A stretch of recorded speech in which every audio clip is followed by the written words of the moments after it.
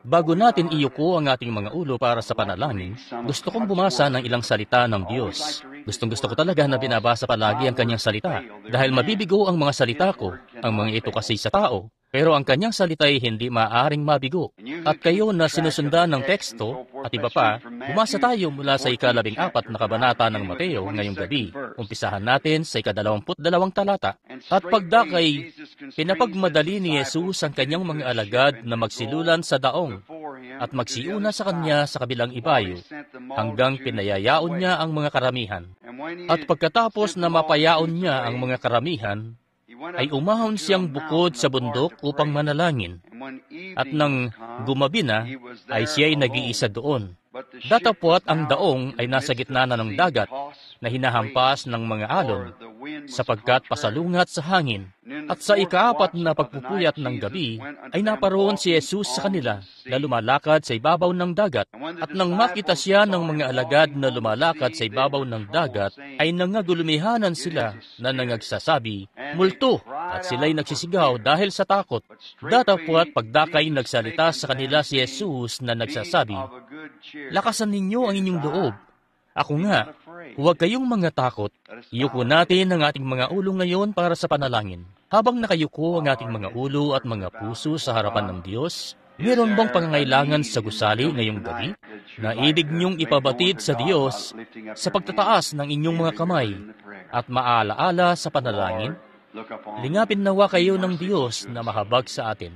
Ama naming makalangit, dumudulog kami ngayon sa iyong presensya, sa pamamagitan at sa pangalan ng Panginoong Yesus. Nababatid na taglay ang pinagpalang katiyakan na ipinangako niya sa amin na kung aming ihilingin ng anumang bagay sa kanyang pangalan, ay iyong ipagkakaloob ito sa amin. Labis kami nagpapasalamat para rito. Hindi kayang bigkasin ng mga salita ang aming nadarama tungkol dito dahil sa taglay naming katiyakan na nakikinig ka sa amin ngayon mismo. Nakita mo po ang mga kamay na ito, Panginoon. Alam mo kung ano ang pangangailangan nila. Ikaw ang nakababatid ng lahat-lahatan, makapangyarihan sa lahat, walang hanggang Diyos. At batid naming nalalaman mo ang mga puso ng mga tao. Alam mo ang aming mga iniisip, maging kahit bago pa man kami nalikha, alam mo na ang bawat pag-iisip na iisipin namin, sapagkat ikaw ay walang hanggan. At dalangin namin, Panginoon, sa oras na ito, habang inaabot ka ng aming mga pag-aasam, tumunghay ka po mula sa mga langit, Panginoon, at kunin ang aming mga kahilingan sa iyo mismong puso, Panginoon, at tugunin kami ayon sa iyong kayamanan sa kalwalhatian. Ipagkaloob mo po sa amin ang nasa ng aming puso, yamang nagtitiwala kami na ito'y banal mong kalooban, at alam namin na nakalulugod sa iyo na gawin namin ang iyong kalooban. Pagkalooban mo kami ng isang dakilang pagbuhos ng iyong presensya ngayong gabi muli, Panginoon. Pagalingin mo po ang mga may sakit, iligtas ang mga naliligaw, ibangon ang mga patay sa kasalanan at mga pagsalangsang, at dalhin sila sa isang bagong buhay ngayong gabi. Makita nawa namin si Jesus. Hinihiling po namin ito sa kanyang pangalan. Amen. Makakaupo na kayo. Paumanhin po na wala na kaming mailaan na lugar para sa lahat, para ang lahat sana ay makaupo. Pero mula pa noong unang gabi, sabi nila na kailangan na nilang tanggihan ang napakaraming tao. Kaya naman, humihingi kami ng paumanhin dahil doon. At sadyang, hindi pa nakapagtayo si kapatid na Grant ng isa pang silid. Siguro sa palagay ko'y, sa kaliwa niya ililipat ang partition na ito. Ang kalugod-lugod na pinakamamahal na kapatid ngayong araw ay tinanong ako kung gagawin ko raw ba itong isang tao ng bagay na babalik-balik sa Dallas sa kanyang simbahan. Isa pong napakagandang paanyaya yan sa oras na ito, kung kailan napakabilis na nagsasarahan na ang mga pintuan. At heto po na gusto pa niya na bumalik ako at gawin itong tao ng bagay, tao ng gawain. Ikinalulugod ko po. Nagkaroon ako ng oras na makasama sila kaninang umaga, kasama sina kapatid na Gordon Lindsay at marami sa kanila. Si kapatid na Perry Green, na tagapagtaguyod ng darating na pagtitipon doon sa Beaumont. Nakaupo siya rito sa may likuran ko ngayong gabi. At marami pa po ang mga kaibigan nating sina kapatid na Don at ang kanyang may bahay. Labis tayong nagagalak na nandito sila. Pagpalain sila ng Panginoon. Ngayon, sa gabing ito, Sadyang sinisikap ko na maging simple lamang ang mga mensahe ko hanggat makakaya ko para kahit batay maunawaan ng mga ito. Bukas ng hapon ay isang gawaing pang-ebanghelyo at sana'y makapunta kayong lahat. Ngayon, kung may mga gawain kayo sa sarili niyong simbahan, siyanga't manatili kayo.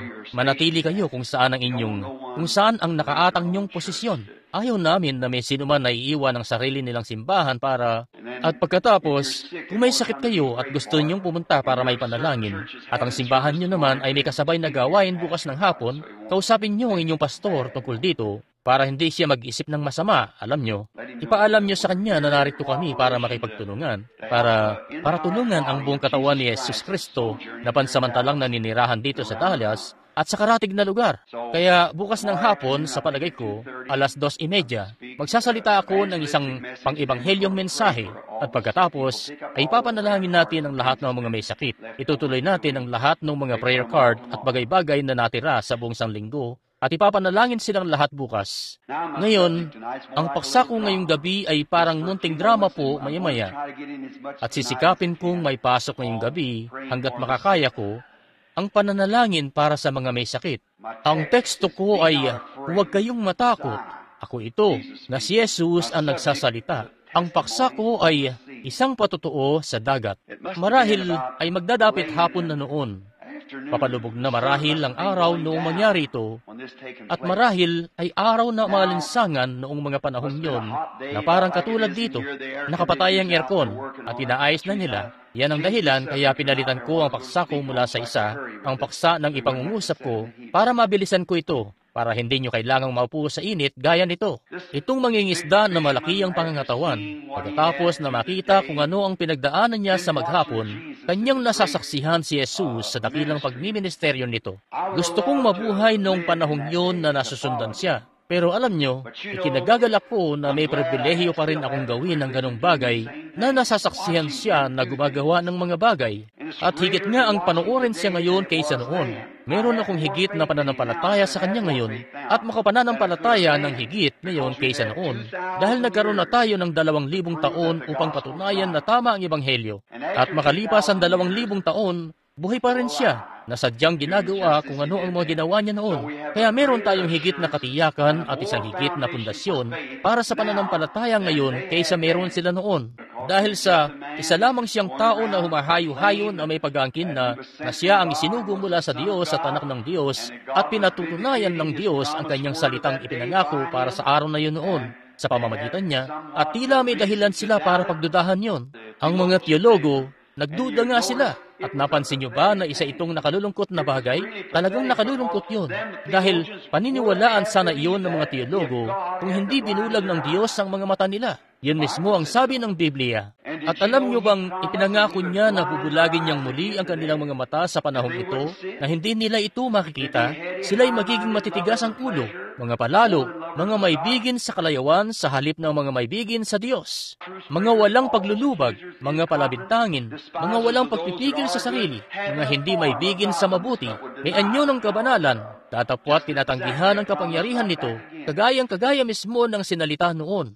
At halos wala kang magawa kundi maawa na lamang sa mga tao, kaya't ang mga mata nila'y binulag hanggang sa araw na ito, sa mga kasulatang ipinangako ng Diyos na mangyayari sa araw na ito mismo, sa oras na ito. Kaya't nakatingin na tayo mismo rito at nasasaksihan nito. At pagkatapos ay tumitingin ang mga tao at umiiling at lumalayo. Sinasabi, hindi ko ito nakikita. Isa itong kahabag-habag na bagay. Pero gayon pa man, kinakailangang matupad ang mga kasulatan. Dapat na maging ganoon ito. Mangyari nga na ang mga alagad na ito'y pinili ng Diyos. Napansin nyo, sinabi sa kanila ni Jesus na bago pa man ang pagkatatag ng sanlibutan, pinili na niya sila. At sila'y mga itinalagang binhi ng Diyos.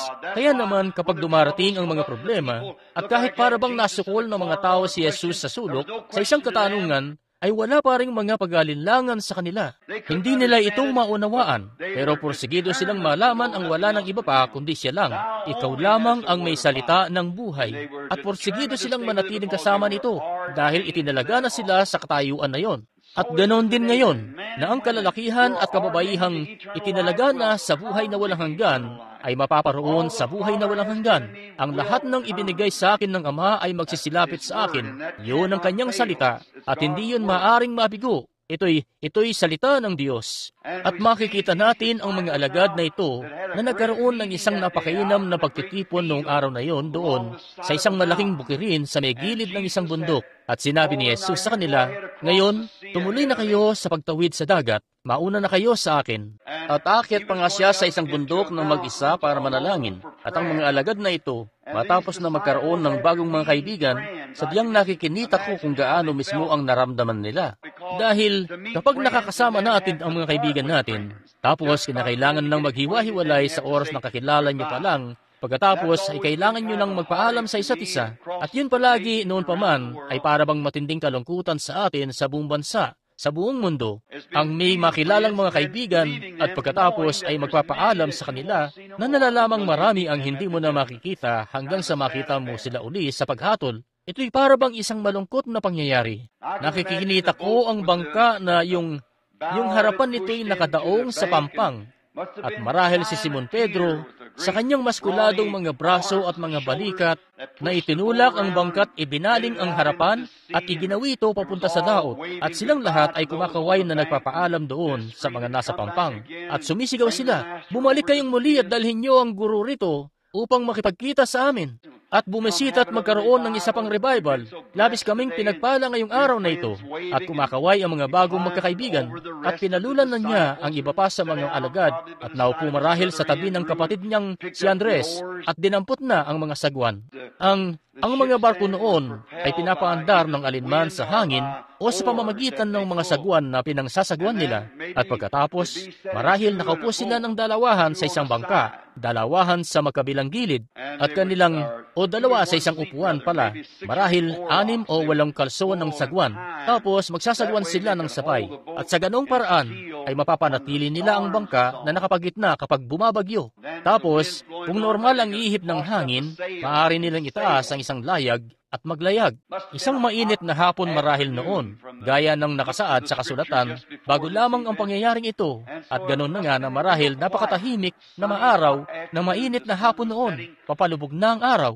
At sila, habang nagsasagwan sila, at pagkatapos ay pumalaot na't kumaway-kaway para magpaalam sa mga tao, "Inaasahan naming makita kayong muli sa isang pagkakataon." Habang papunta na sila sa dagat at palubog na ang araw, at patakip silim na, at pagkaraan ng ilang sandali pa ay nagumpisa ng dumilim.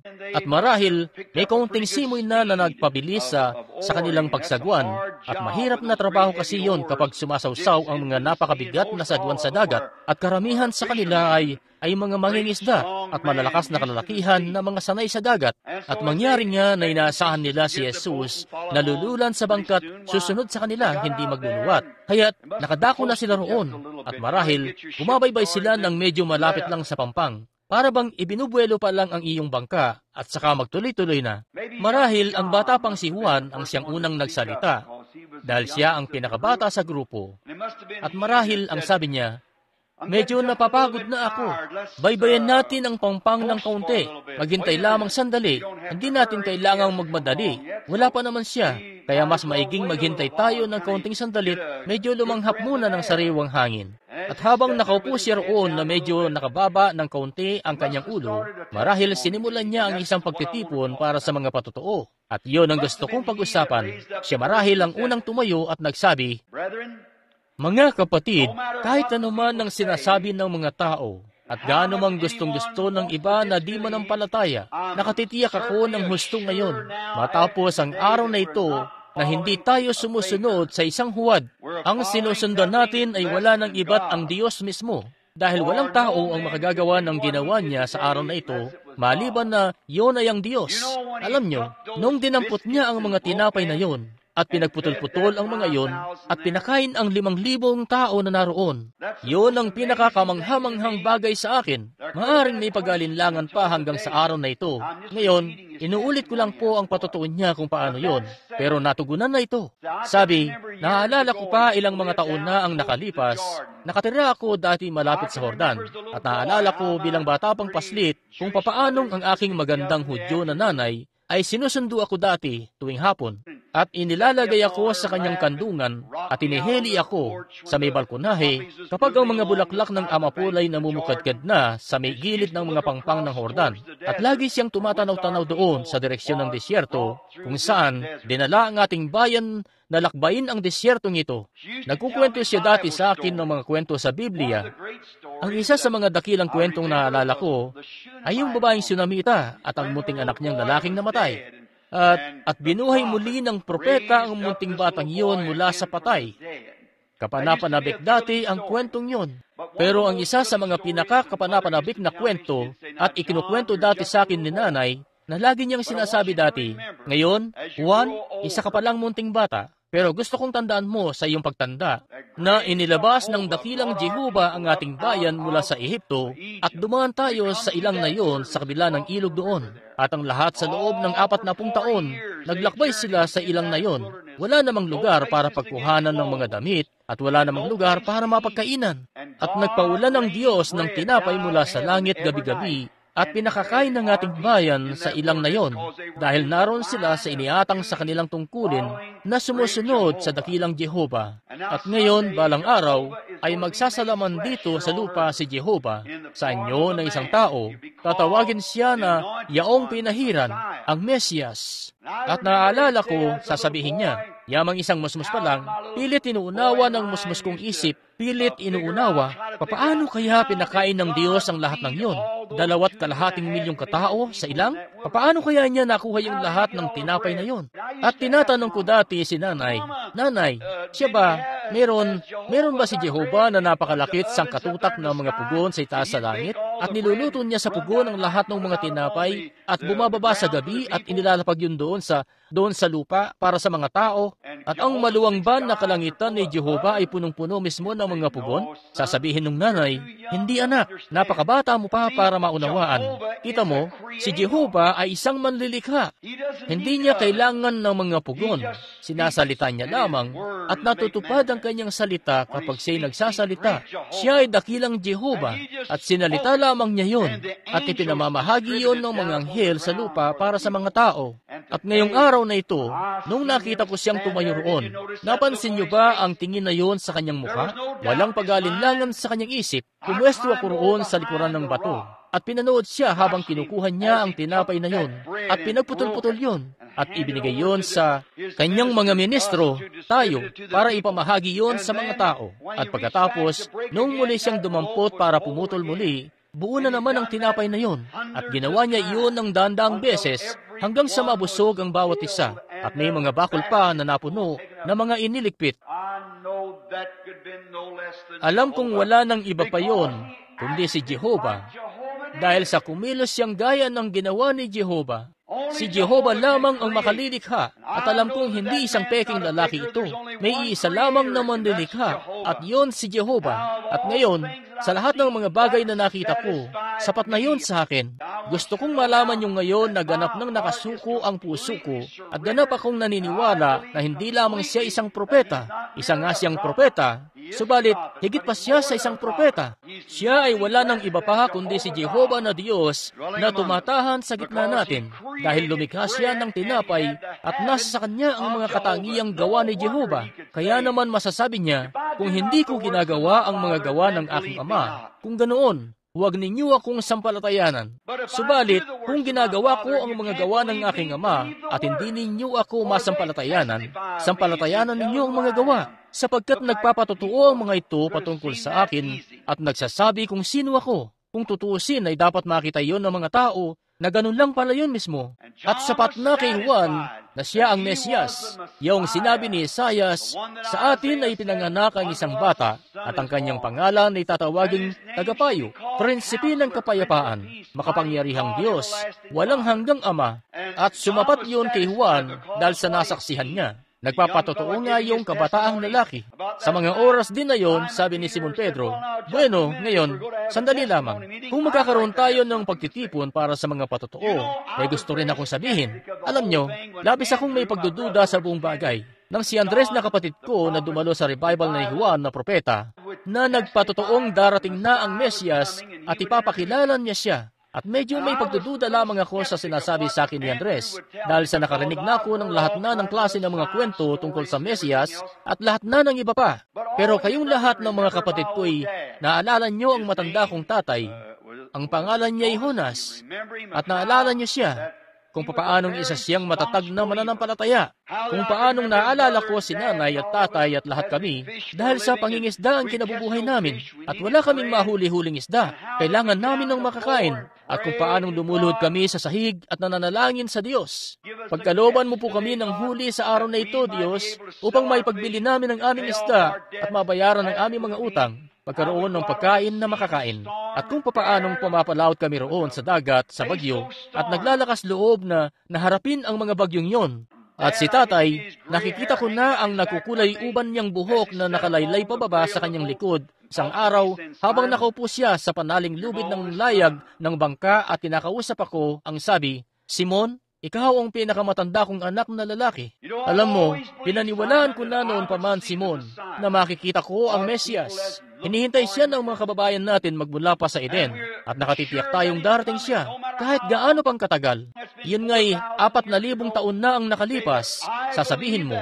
Subalit, naniniwala akong darating nga ang Mesiyas at naniniwala ang bawat Hudyo na makikita niya ang Mesiyas sa kanyang henerasyon. Umaasa akong makikita ko siya sa aking henerasyon. Subalit mukhang tumatanda na ako ngayon. Kinakailangan ko nang ihinto ang pandaragat at nagkakaroon na ako ng mga pananakit at kirot. Hindi ko na marahil makikita siya sa panahon ko. Subalit marahil, makikita mo siya, anak ko. At gusto kong sanayin ka sa mga kasulatan. Anak, bago lumitaw ang Mesiyas sa eksena, magkakaroon ng lahat na ng klase ng mga kaganapan. Lahat ng klase ng mga huwad na bagay. Dahil gagawin yun ni Satanas para sirain ang impluensya ng tunay na Mesiyas pagparito niya. Ganoon na noon pa man. Ganoon nga rin ito ngayon. At pagkatapos nalaman natin, sabi niya, naalala kong inakbayan ako ni tatay, sabi, "Anak, may isang paraan lamang na makikilala mo ang Mesiyas na yon." Ngayon, nagkaroon tayo ng daandang taon na walang anumang propeta. Si Malakias ang huli nating propeta. 4 taon na ang nakalipas. Hindi pa tayo nagkaroon ng isang propeta. Pero tatandaan mo, sinabi sa atin ni Moises sa mga kasulatan na pagdating ng Mesiyas, magiging isa siyang propeta. Kapag bumangon na siya sa eksena, tayong mga Hudyo ay tinuruang maniwala sa propeta. At ang paglalakbay ng Mesiyas sa lupa ay isang binigkas na salita ng Diyos na ipinangako niya sa atin. At palaging dumarating ang salita sa isang propeta. At pinatutunayan ng isang propeta ang salitang yun. Huwag na huwag mong kalilimutan yun, anak. Maaaring may maglitawan na dakilang mga bagay. Maaaring may maglitawan na matitinding mga kasigasigan at dakilang mga bagay. Pero tatandaan mo, ang Mesiyas ay magiging isang propeta dahil alam na natin hindi kailanman binabago ng Diyos ang kanyang pamamaraan. At sinabi na niyang ang Mesiyas ay magiging isang propeta. Kaya tatandaan mo, anak, ang mga propeta ay yung mga nagtataglay ng salita ng Panginoon. At pagparito ng Mesiyas, siya'y magiging isang propeta. Heto nga na, para bang nararamdaman ko pa rin ang bisig ni tatay, sabi ni Simon, habang inaakbayan niya ako. At nakatayo roon si Andres na naguhugas ng lambat noong oras na yon. Natatandaan mo ba yon, Andres? Oo, Simon. Natatandaan ko. Natatandaan ko pa. At sinisikap na sabihin sa akin ni Andres nang Juan na ito ay isang propeta. May mga iba pa akong kinailangang gawin. Kinailangang itinda ang isda at mga bagay-bagay. Ganun na nga napatay na si tatay ng maraming taon na. Pero nananatili sa isip ko yun. Sabi ni tatay, ang Mesiyas na ito ay propetang makikilala sa pamamagitan ng kasulatan. At huwag kalilimutan yon, dahil yon ay isang salita ng Diyos na binigkas. At ang salitang iyon ay palagi-lagi nang dumarating sa mga propeta na ipinakikilala ito o inihahayag kung ano ang ipinangako para sa kapanahunan. At ngayon si Simon, isang araw, sabi niya, alam nyo, hiniling sa akin ni Andres na pumunta sa isang pagtitipon at pumunta ako roon sa pagtitipon kung saan ang lalaking ito, si Jesus, ay naroon. At nakarinig na ako ng lahat na ng klase ng mga balibalita. Mayroon pa nga noon na Jesus daw na lumitaw bago siya, na nangakong magiging isang dakilang kung anuman, pinangunahan ng 400 palabas, at nangapahamak silang lahat, at kung ano-ano pa. Ang akala ko'y isa na naman itong katulad noon, na may taglay na kung anong klaseng kasigasigan ng kung anong revival o kung anong malaking denominasyon na itatayo nila. Pero isang araw, napag-isip-isip kong sumama rito kay Andres na kapatid ko. At para ko pong nakikinita noong mga oras na yon, yung bangka ay unti-unti nang umuuga. May isa na napasigaw at sabi niya, "Maupo kayo, huwag niyong ugayin ang bangka. Sandali lamang, pumirmi kayo sa pagkakaupo." At sabi niya, alam niyo, nung nagpunta ako roon at lumapit sa harapan niya sa unang pagkakataon, tinignan niya ako ng diretso sa mata at sinabi sa akin kung anong pangalan ko. Hindi ba niya ako nakikita noon kailanman? Hindi lang niya ako kilala, kundi kilala rin niya yung banal kong matandang tatay na nagturo sa akin sa mga kasulatan. At napagkilala ko na yun na nga ang Mesiyas. Sapat na yun para sa akin doon mismo. Sapat na mismo yun. Yun ay nagpaging tama na para sa akin. Marahil si Felipe ang nagsabi, "Maaari ba ako magsalita rito?" Ngayon sabi niya, "Kapatid na Nathaniel, huwag mong hayaang makasakit ito sa iyo dahil pinag-aralan nga natin ang mga balumbon ng aklat sa loob ng napakaraming taon kung magiging ano mismo ang Mesiyas. Pero nung nakita kong ginawa niya yun, umalis ako at dinala ang kaibigan ko ritong si Nathaniel. At nung lumapit na siya, sabi ni Nathaniel, "Hayaan mong ako na ang magkwento nito. Hayaan mo nang ako ang magsabi nito." Oh, alam nyo na, may kung anong bagay kapag may ginawa para sa iyo si Jesus, kayo nga'y hindi maaring pumirmit manahimik lang. Kinakailangan niyong sabihin yon. Kayo mismo, hindi ba't ganoon ngayon? Kung isa itong tunay na bagay, sa diyang kinakailangan mong sabihin yon. Noong puspusin niya ako ng banal na espiritu, gusto kong ipagsabi ang tungkol dito. Ibig kong malaman ng sinuman ang tungkol dito. Hindi na ibang tao magsasabi nito. Gusto kong ako mismo. At parang nakikinita ko, nasabik si Nathaniel at sabi, "Alam nyo, gusto kong sabihin ito. Medyo nagduda ako sa iyo, Felipe. Nung sinabi mo sa akin, tinanong kita, meron bang mabuting bagay na maaring manggaling sa Nazaret? At binigyan mo ako ng pinakamagandang sagot na maaring maisagot ni naman. Halika tingnan mo mismo. Mabisa pa rin yan hanggang ngayon. Siya nga, huwag kang manatili sa bahay at mamuna riyan. Pumunta ka't alamin mo mismo." Kita nyo? Sabi, "Mayroon bang anumang mabuting bagay na maaaring manggaling sa Nazaret?" Sabi, "Halika't tingnan mo sa iyong sarili. At alam mo kung anong sinabi mo sa akin." At paglapit ko sa kanyang presensya, at sinabi niya sa akin na ako ay isang Hebreo, isang Israelita, at isang matapat na tao, alam ko na agad. Pero naisip ko, paano yun nangyari? Mukha naman siyang pangkaraniwang tao. Ay inaasahan ko kasi bababa ang Mesiyas sa isang ginintuang pasilyo mula sa langit, pupunta mismo sa pinuno ng denominasyon dito sa Jerusalem. Lalabas at sasabihin, "Caiphas, dumating na ako." Pero nalaman nila, nagmula siya sa isang Nazaret, mula sa isang mahirap na pamilya, at sa katunayan, para bang may maitim na pangalan na nakakabit sa kanya. Bilang isang ilehitimong anak, narito't nakatayo siya, nakadamit ng pangkaraniwang mga damit, hindi gaya ng isang pari o kung ano, isa lamang pangkaraniwang lalaki. At sa isip-isip ko, nung lumapit ako roon, paano magiging isang Mesiyas yan? Nakasuot lamang ng isang lumang damit na suot na niya mula pa noong siya bata pa. At heto't suot-suot ang siya pa ring damit at nakalaylay ang buhok niya sa kanyang likod. At gaya ng isang pangkaraniwang tao ng lansangan. At tiningnan niya ako sa mukha at sabi, "Bago ka tinawag ni Felipe nung nasa ilalim ka ng pudong kahoy, ay nakita na kita. Sapat na yun para sa akin. Alam ko, sa pamamagitan ng salita, na yun na mismo ang Mesiyas. Siya na yon." At umuga marahil ang bangka at kasalukuyang nagaganap ang pagtitipon na yon ng mga patotoo. Napakainam na panahon ang tinatamasan nila sa dako roon sa dagat, sa diyang nagtatamasa ng maluwalhating panahon. Sabi ni Andres, may gusto akong sabihin na para bang naging palaisipan sa akin ng matagal. Naaalala niyo pa ba nung papunta tayo sa Jericho? Sabi niya, dapat tayong pumunta roon. Kailangan kong dumaan ng Samaria. Kaya nagpunta siya sa Samaria at doon sa bayan ng Sikar noong pinaalis niya tayong lahat para bumili ng pagkain doon sa bayan. Oo. Naalala ko yung balon. Lahat sila. Oo. Lumalakas ang pag-uga ng bangka, pero ang lahat ay may kaiinam na patotoo. Pagkatapos ng revival, mangyari nga na idinaraos nila ang pagtitipon na ito ng puro patotoo. At sabi niya, oo. At naalala nyo, patago tayong bumalik at hindi natin nakalain, nakita natin ang ating Panginoon na nakipag-usap sa isang kilalang patotot.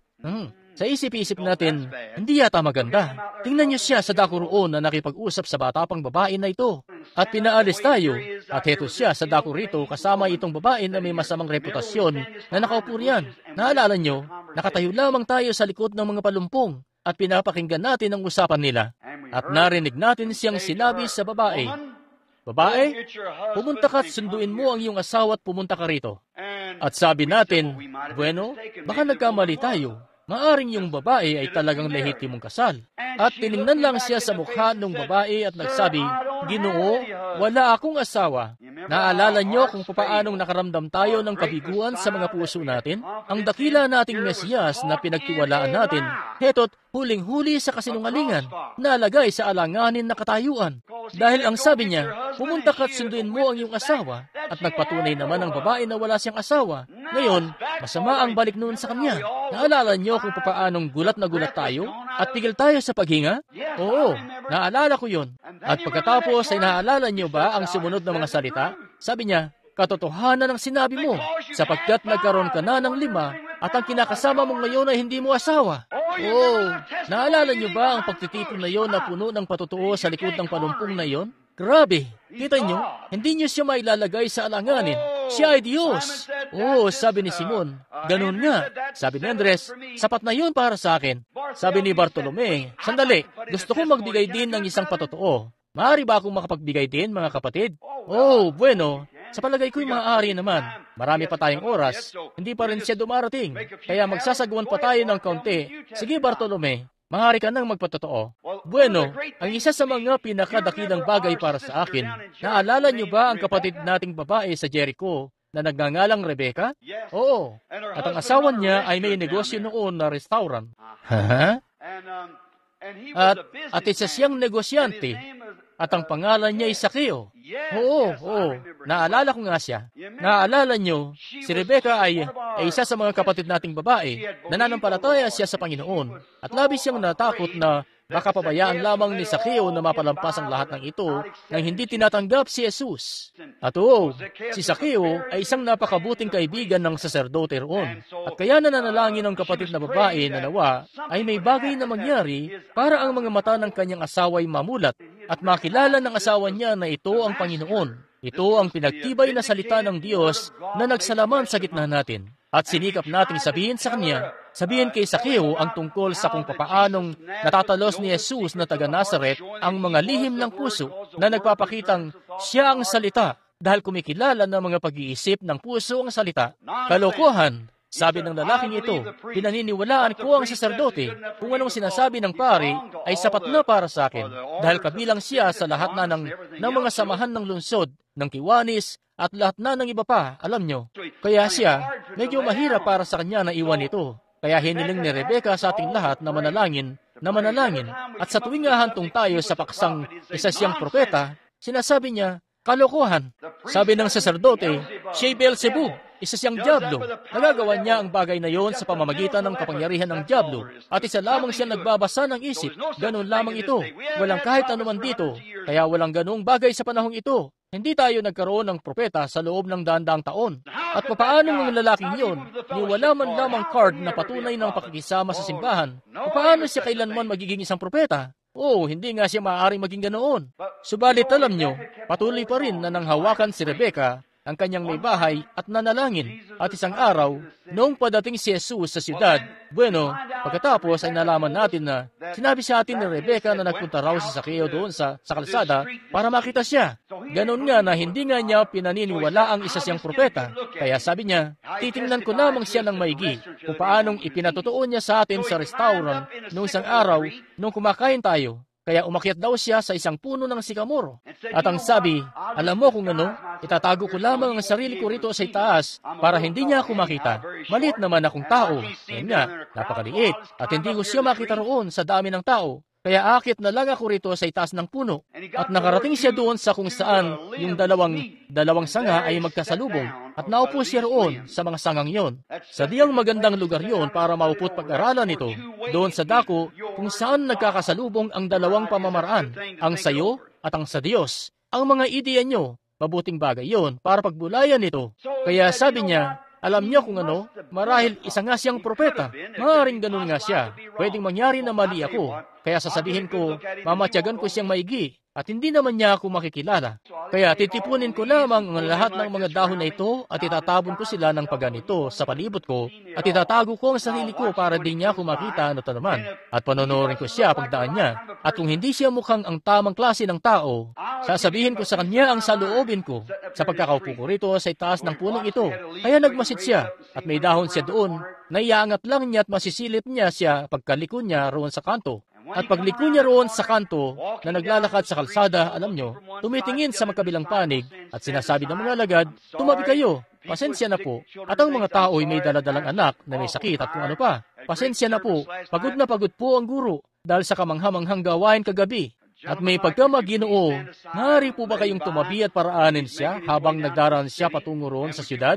Kaya't maaari po bang tumabi lamang kayo? At nakaupo si Sakeo rito sa itaas ng puno, nakatunghay sa kanya.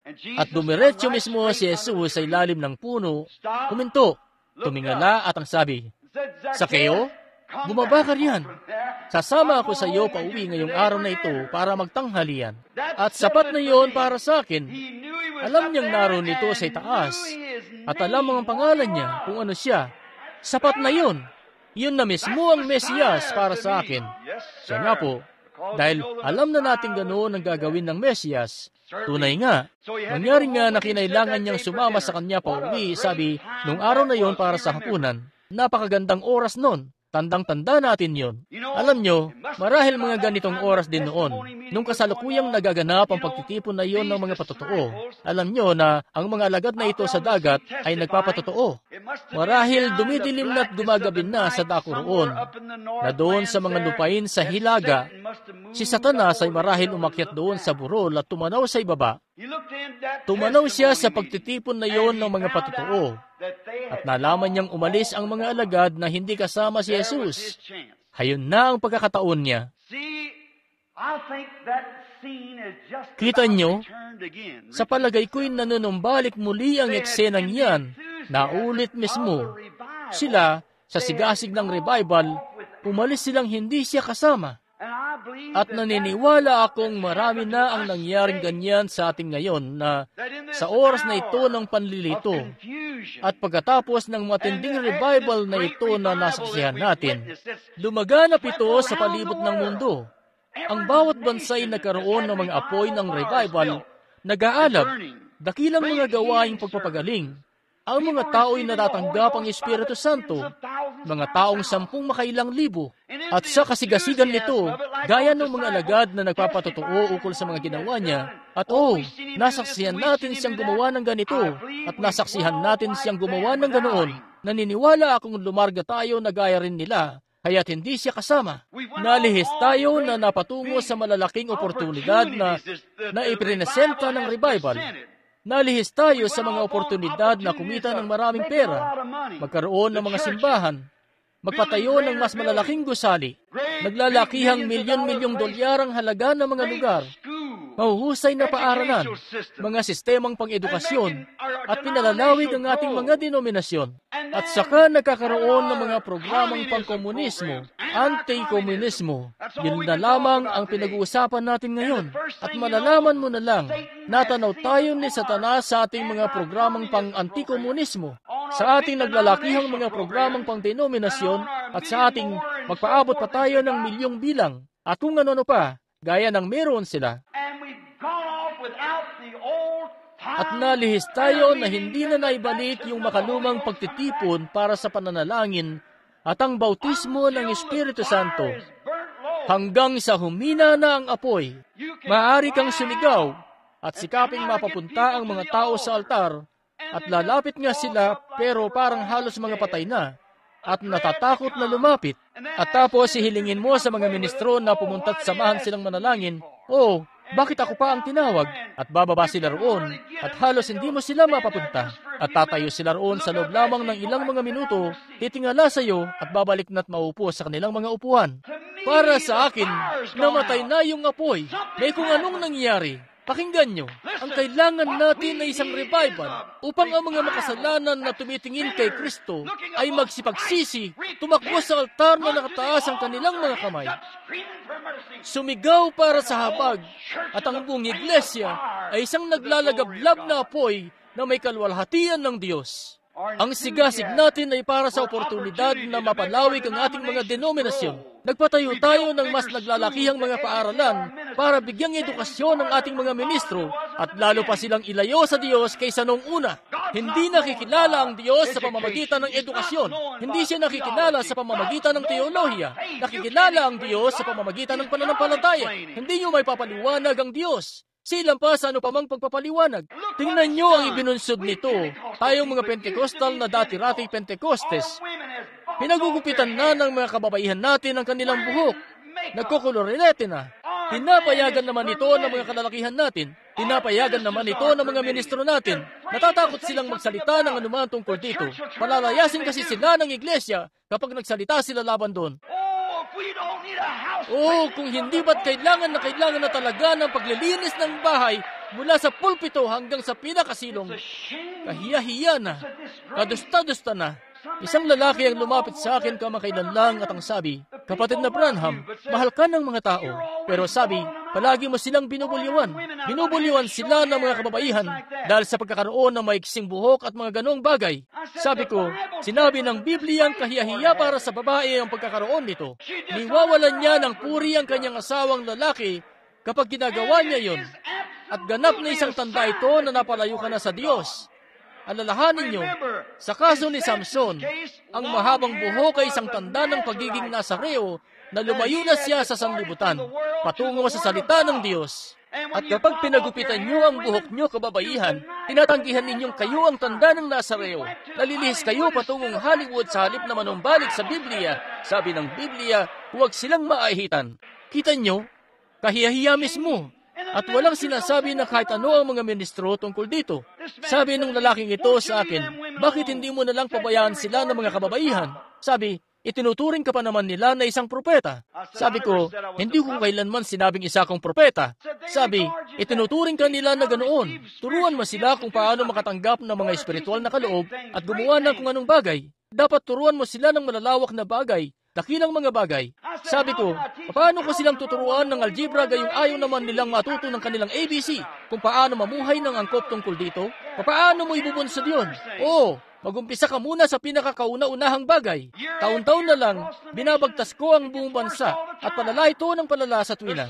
May kung anong mali saan man, hindi sa salita, kaya naman pala hindi natin mapaglingas ang mga apoy ng revival. Kinakailangan natin ng oras ng paglilinis ng bahay. Hindi kailanman gagawin yun ng Diyos hanggat bumalik tayong muli. Kailangan natin ng oras ng paglilinis ng bahay. At ikaw na lalaki, hahayaan mo ang may bahay mo na gawin ang isang bagay na gaya nun, magsuot ng shorts. Hindi sila mga Methodist, Baptist, mga Pentecostal pa nga. Siya nga, may anyo ng kabanalan, kapanahunan ng iglesia ng Laodicea, sala sa init, sala sa salamig, Pentecostal sa pangalan. Ganoon lang. Ang Pentecostes ay hindi isang pangalan. Ito isang karanasan ng bautismo ng Espiritu Santo na lumilinis sa mga tao. Kaya naman pala hindi tayo pwedeng magkaroon ng mga kamanghamanghang gawain ng pagpapagaling at mga bagay-bagay kasi may bagay na namali sa kung saan. Si Satanas nga na nakita tayong nagpupumilit na, kung magsalita kasi kami ng anuman tungkol dito, hihinto sila sa pagiging kasapi. Tandaan nyo, hindi nyo sinusuyo-suyo ang mga Kristiyano. Matatag ang mga Kristiyano. Mga kalalakihan at kababayan sila ng Diyos na naninindigan para sa Diyos kahit ano pa ang sabi-sabihin ng kung sino-sino.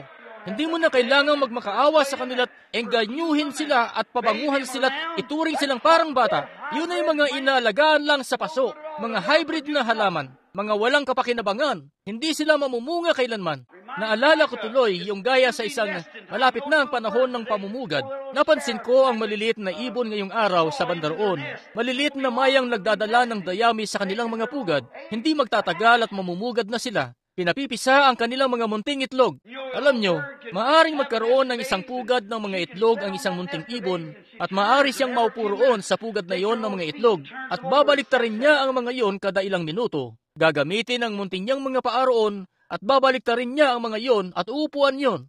Ngayon, kung hahayaan niya ang mga itlog na iyon na pasukin ng lamig, pagkatapos nitong painitan ng minsan, hindi mapipisa ang mga iyon. At kaya daglian siyang lumilipad at kumukuha ng sansubong pagkain at babalik kaagad sa ibabaw ng mga iyon muli. At alam nyo, ang matandang nanay na ibon na iyon, maaari siyang maupuroon sa mga itlog na iyon at ibabaliktad ang mga iyon kada 2 minuto at hindi haya't magsasakripisyo pa nga't titiising hindi kumain hanggang sa lubha na siyang hinang-hinan at hindi na siya makaalis sa pugad. Pero maliban, siya nga, ng nanay na ibon na yon ay nagkaroon ng pakipagpisan sa lalaking ibon, hindi mapipisa ang mga itlog na yon ano't anuman. Kahit ano pa, gaano mo man silang haplos-haplosin ng may pagsuyo, hindi sila mapipisa. maiiwan silang nakatiwangwang mismo sa pugad at mabubulok.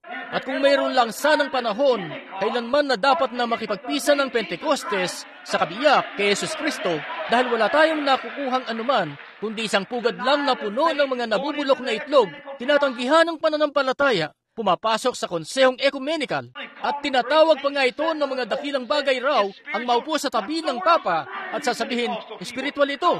Ano bang nangyayari? Kayo ng mga Pentekostal, alam niyo bang sinalita na ng Bibliyang mangyayari ang mga bagay na ganito? At sumisigaw tayo dahil sa nagsisipasok ang mga Methodist at Baptist at saka ang lahat ng iba pang mga bagay gaya nun.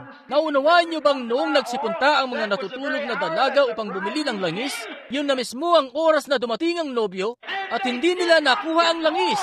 Alam niyo, ang pag-agaw ay darating na lihim at ang pag-alis sa darating na panahon ay hindi niyo mamamalayan na naganap na ito. Nakaalis na pala at magtataka kayo kung ano bang nangyari. Gaya ng pagdating ni Juan sa lupa at sinabi nila sa kanya, sabi ng Biblia, mauunang darating si Elias. Sabi niya, dumating na siya at hindi niyo siya nakilala.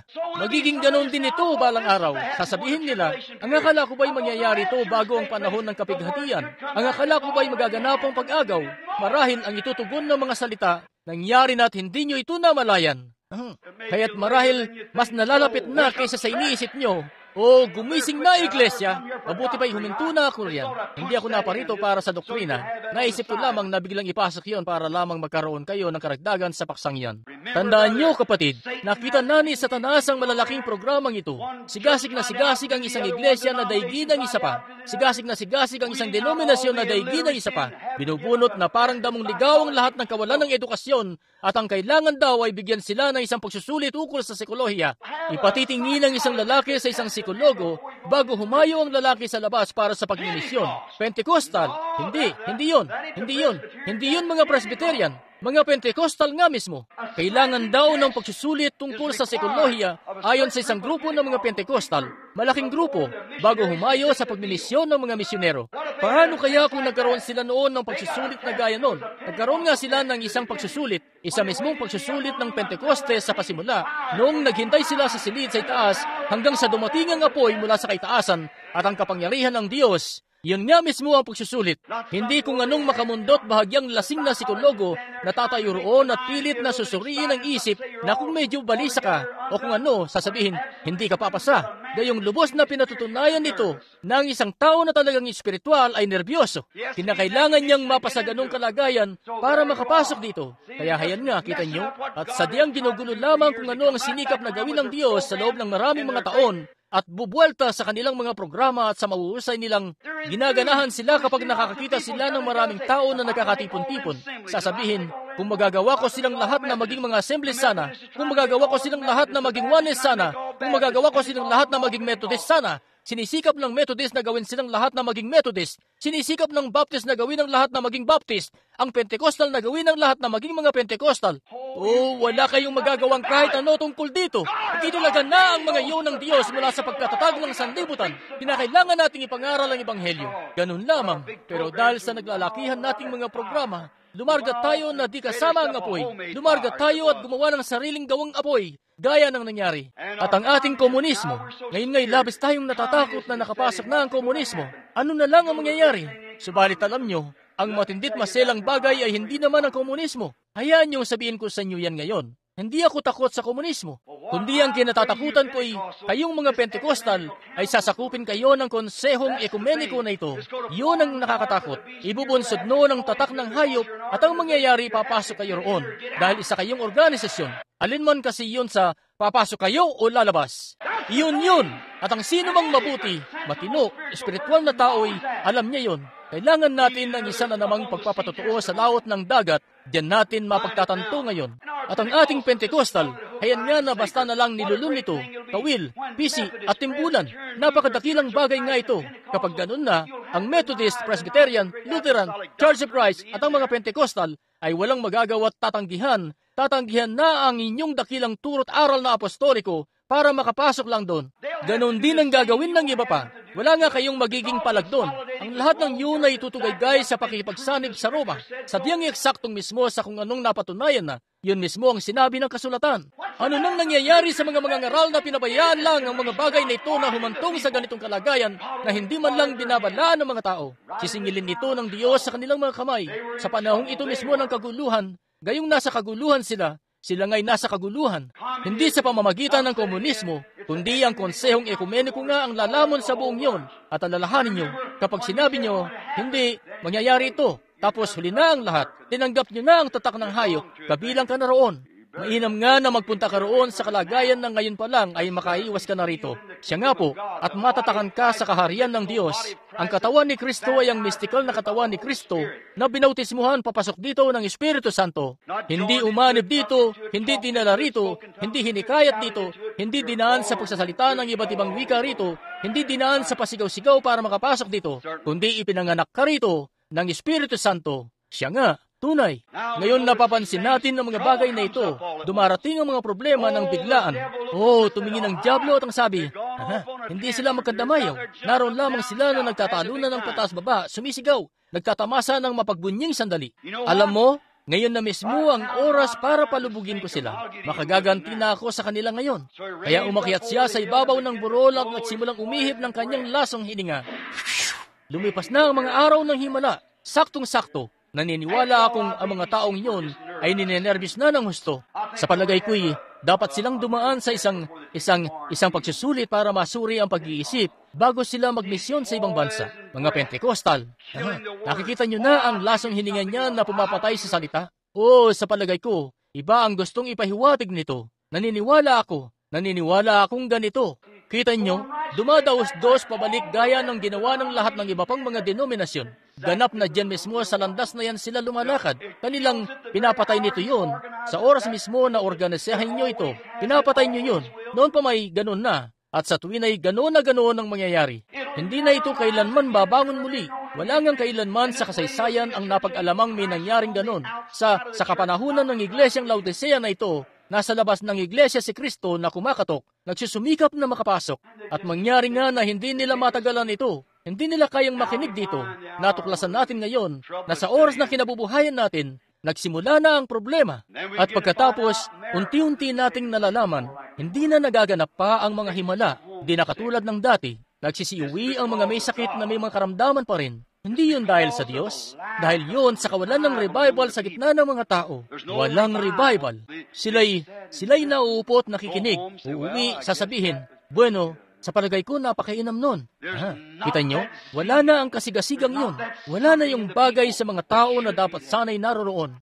Naalala ko, 15 taon na ang nakalilipas, doon sa Arkansas, noong nagdaraos ako ng munting pagtitipon sa dako ng Jonesboro, nung halos 40,000 katao ang nagsusumikap na makadalo roon. Pumunta sa pagtitipon sa isang syudad na nasa 15,000 lang ang populasyon. At naupo sila sa ilalim ng mga truck ng bulak at lahat na, at papel lang ang ipinampapayong sa kanilang mga anak na may sakit, para lang makapasok sa loob. Naupo sila sa kanilang mga kinaupuan at ayaw umalis araw at gabi. At iniuutos na lang sa kanilang mga mahal sa buhay na lumabas muna at bumili ng hamburger at isang bote ng pop at nananatili roon sa pagputok ng araw at sa paglubog. Sa pagputok ng araw at sa paglubog, nag-aapoy ang kanilang mga puso, nag-aalab, pinakamaliit lamang na bagay na gawin ng Diyos, pinag-aalab na sila noon. At dandan sa kanila ang nagtungo roon. Siya pa ring Diyos ngayong gabi. Kung paano mismo siya 15 taon ay nakalipas. Siya pa ring Diyos ngayong gabi. Kung paano mismo siya noong likhain niya ang kalangitan at lupa. Subalit ano ito? Labis tayong nawiwilit, gustong-gusto nating magtatag ng ating mga organisasyon. Gustong magtayo ng ganito at magtayo ng ganito at gumawa ng isang bagay na yung grande at maningning. Kung ikukumpara sa naroon sa mga Jones, sa mga Methodist, sa mga Baptist, sa mga Presbyterian, hindi kayo kabilang sa kanila. Hindi kayo kabilang. Tao sila na makadenominasyon na ayos lang naman. Wala akong anumang laban sa kanila. Maraming mabubuting Kristiyano sa gitna nila. Pero hindi nyo dapat iugnay ang sarili nyo sa mga grupong iyon na hindi nananampalataya. Mga taong tinatanggihan ng kapangyarihan nito, hindi kayo dapat pumanig sa kanila. Alam nyo, ang problema rito ay tinatangkan yung ipasok ang Hollywood sa simbahan. Yung bagay na dapat sana'y pinagsusumikapan yung gawin ay iwaglit ang Hollywood palabas sa simbahan. Kita nyo? Pinaglalaanan nyo ng labis ang pagpapaganda sa inyong gusali. pinaglalaanan nyo ng labis ang pagpapalaki pa ng inyong denominasyon. Hanggang sa maagaw nito ang pansin ng mga tao. Hindi tayo maaaring pumunta sa panig nila. Kinakailangan sila ang mapunta sa panig natin. Ang lahat ay kumukuti-kutitap. Tandaan nyo, nagniningning ang Hollywood sa kamunduhan, habang nagliliwanag naman ang Ebanghelyo sa kababaang loob. Malaki ang pagkakaiba ng pagliliwanag at pagniningning. Nagliliwanag ang Ebanghelyo sa kababaang loob, at kaamuan, at pagpapakumbaba, at kapangyarihan. Habang ang Hollywood ay nagniningning naman, at ang lahat ay nagsisipag-hooray at naghihiyawan, at sige roon. Kita nyo? Hindi natin kailangan ng ganon. Ang gusto natin, ipamuhay ang ganong liwanag. Ang sabi niya, kayo ang asin ng lupa. Kung ang asin ay tumabang, yun ang lakas nito sa Ebanghelyo. Kinakailangan natin na isang bagay na nagbubunsod ng pagkilos sa ating mga iglesia, upang ang mga Methodist, mga Baptist, mga Presbyterian at lahat sila ay magnais na pumunta. Dapat na maging napakaalat natin. Ang asin nga'y nagpapauhaw. Nagbubunsod ng pagkauhaw. Ang asin ang linamnam kapag ito'y madikit. Kinakailangan itong madikit. At nalaman natin, ang matindi nating di pagkandamayaw ay nagpupumilit sa atin na maungusan ng Methodist at Baptist sa palakihan ng mga gusalit, palakihan ng mga lugar, at pagalingan ng edukadong mga tao, at palakihan ng eskwelahan, at palakihan ng kolehiyo, at lahat ng gaya nun. Di tayo mapakali. At dito na nagsimula ang problema. At titingin sa paligid ang espiritual mag-isip at sasabihin, naku, teka muna, kinakailangan ba natin lahat na tanggapin ang konsehong ekumenikong ito? Hahantong ba ang buong grupo natin doon? Iyak yan, hahantong kayo. Ganon nga mismo. Bantayan nyo at tingnan nyo kung hindi. Sinabi ng Bibliyang hahantong nga kayo mismo at si Kristo ay naroon na sa labas. Pinagdilim ng buwan ng sarili nito bago yung Papa ang kauna-unahang bumisita sa Roma. Noong isang gabi, nagpakita sa inyo ng isang tanda sa kalangitan.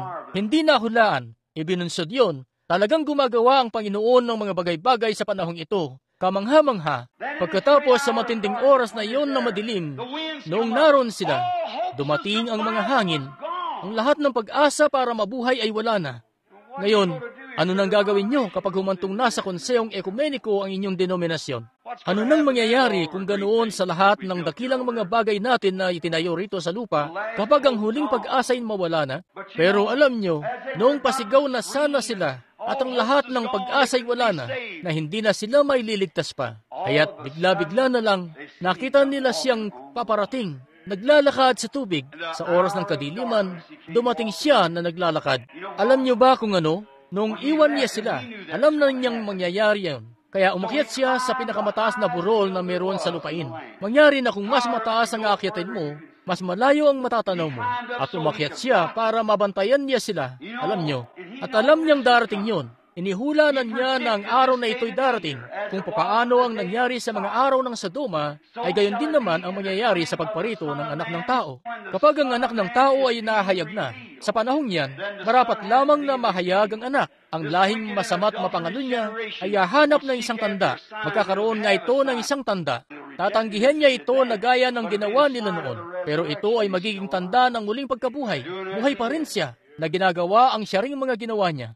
Nalaman natin na sa matinding oras na ito, habang ang mga lagat na iyon ay pawang ng babalisa, umakyat siya para matanaw niya sila. Nakaupo siya roon sa isang burol. Pinagmamasdan sila. At ngayon, hindi na siya umakyat ng bundok sa pagkakataong ito, kundi umakyat siya mula sa libingan, umakyat sa alapaap, lampas ng buwan, mga bituin, hanggang sa makakyat siya ng napakataas, hanggang sa kinakailangan na niyang tumunghay pa ibaba para makita ang langit. At nakaupo siya roon sa kaitaasan.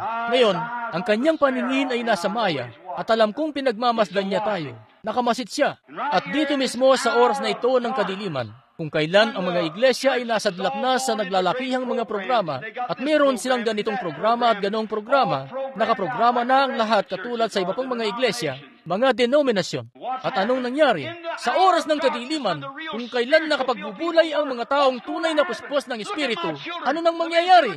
Tingnan mo ang mga anak ko. Sinasabi ng lalaki, tingnan mo ang may bahay ko. Tingnan mo ito. At maaga silang nagpapauwi tuwing linggo o tuwing pagtitipon para sa pananalangin kapag Miyerkules ng gabi. Nagpapauwi ng maaga para makapanood sila ng We Love Susie o bagay na gaya noon sa telebisyon. Mga maibigin sa sanlibutan kaysa sa maibigin sa Diyos. Umaasta na tulad nila. Sinabihan ko ang isang binibini noong isang araw, Nakasuot siya ng sobrang sikip na bestida. Sabi ko, kapatid na babae, napakasikip ng bestidang yan. Marahil, hindi magandang pakinggan na sasabihin ko ito. Pero ganun po, isa kang Kristiyano at magiging katitisuran ka. Sabi niya, bueno, kapatid na Branham, alam niyo po kasi, sabi niya, ganitong klase lamang ang tinatahi nila. Sabi ko, nagbebenta pa rin naman sila ng mga tela at meron silang mga makinang panahi. Walang may dadahilan. Siya nga, makinig kayo. Hayaan niyong sabihin ko sa inyo ang isang bagay, mahal kong kaibigan. Hindi sa pinagdidiskitahan ko kayo. Hindi po, sinisikap ko kayong ilayo mula sa pagdurusa ng kalooban.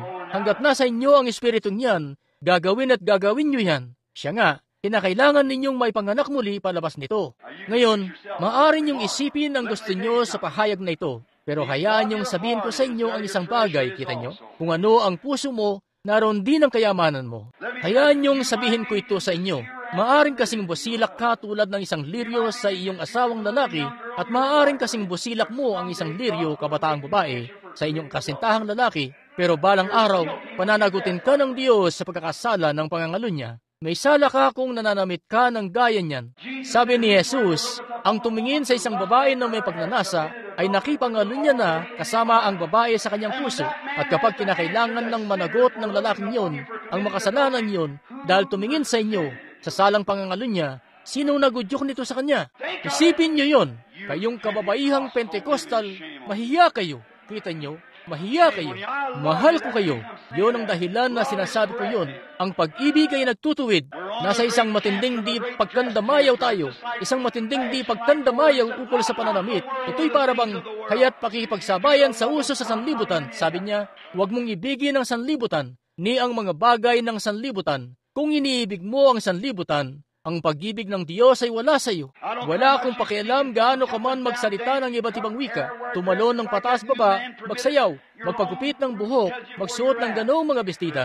Kayo na kalalakihan ay hinahayaan nyo lang ito. Kaya't ipinapakita ng sarili nyong bunga kung nasaan kayo. Ganon na nga mismo. Hindi na nakapagtataka na nasabit tayo sa napakalaking kaguluhan na ito, gaya ng kinasaglakan natin, at sa mga hangin ng komunismo, mga hangin ng ismong magkasimbahan, at mga hangin ng organisasyong ekumeniko.